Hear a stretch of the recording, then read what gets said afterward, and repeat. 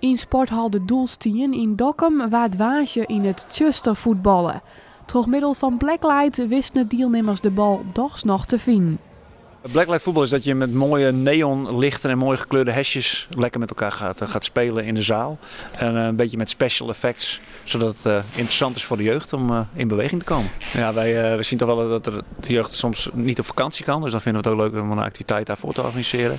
En daarnaast vinden we het gewoon belangrijk dat jeugd in beweging komt. En daarom kiest de organisatie van spulregels waarbij elke niet genoeg in beweging is. Daar geniet de band zelfs ook het meeste van. Gewoon leuk met een teampje gewoon voetballen, gewoon voor de lol. Wij spelen volgens de FC straatregels.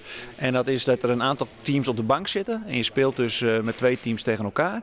En na 2,5 minuut wisselt het dus heel snel door. En als je gelijk speelt, dan moeten beide teams eruit. Als je wint, blijf je staan. En zo wissel je dus heel snel door. En zijn de kinderen eigenlijk heel veel in actie. Dus dat vinden we wel hartstikke leuk. Ek is er een leuke prijs te winnen. Ja, een Toussani-bal. De jeugd die kent natuurlijk het Toussani heel erg goed en die vinden dat heel erg speciaal.